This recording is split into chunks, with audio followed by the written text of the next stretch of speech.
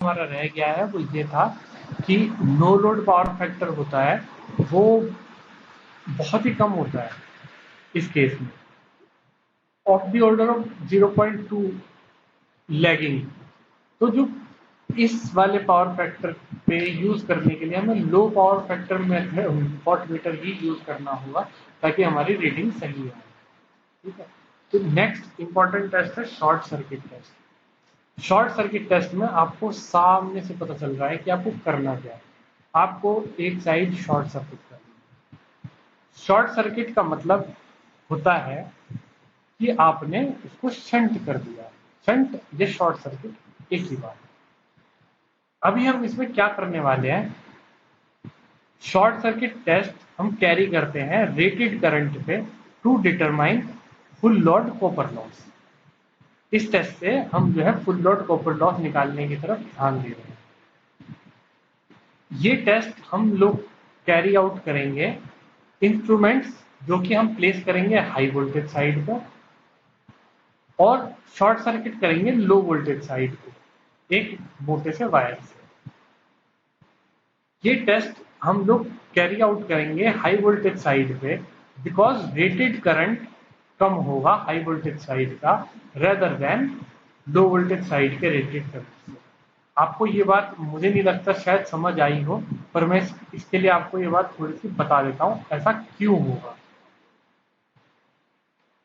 आप लोगों ने अगर मशीन पढ़ी होगी तो आपने ट्रांसफॉर्मर रेशियो पढ़ी होगी। ट्रांसफॉर्मर रेशियो क्या होता है,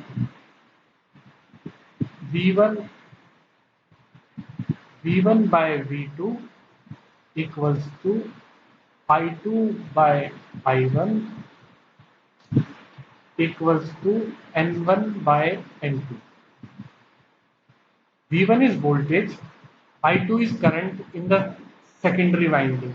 अगर ये प्राइमरी वाइंडिंग हम इसको V1 देंगे और ये नंबर ऑफ टर्न्स होते हैं प्राइमरी वाइंडिंग के या सेकेंडरी। तो अगर आप इस रिलेशन को अच्छे से देखें, अगर कहीं पे हमारा इसमें इनवर्स रिलेशन आ रहा है, V is inversely proportional to I, तो जहां पे जब वोल्टेज इंक्रीज होगी तो करंट डिक्रीज होगा, जहां वोल्टेज करंट इंक्रीज होगा तो वोल्टेज डिक्रीज होगी।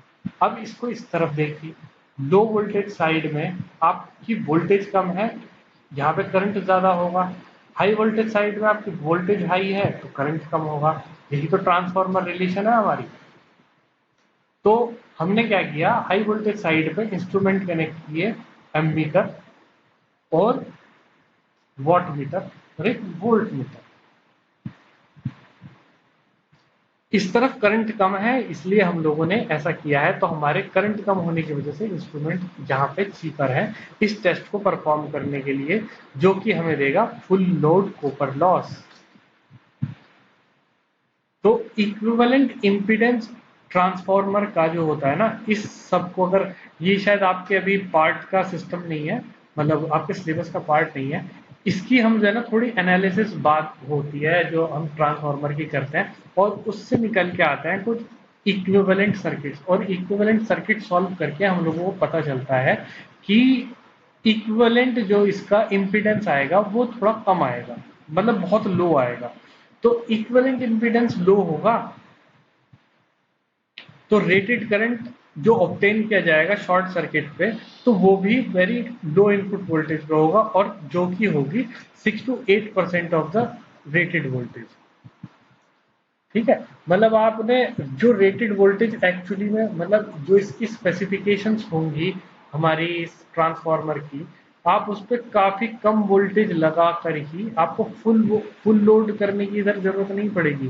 हाई वोल्टेज को आप काफी कम वोल्टेज लगाकर ही रेटेड करंट जो है वो आपको मिल जाएगा। जब आपको रेटेड करंट लो वोल्टेज साइड में मिल जाएगा तो जब, और यहाँ पे भी कुछ फ्लो करेगा, तो वो जो होता है इसका इक्विवेलेंट इंपीडेंस कम होता है, तो 6 to 8% of the rated voltage होता है। ये एनालिसिस आप लोगों के अभी उसका नहीं है, इसलिए मैं इसको बहुत ज्यादा डिटेल में डिस्कस यहाँ पर नहीं कर रहा हूँ।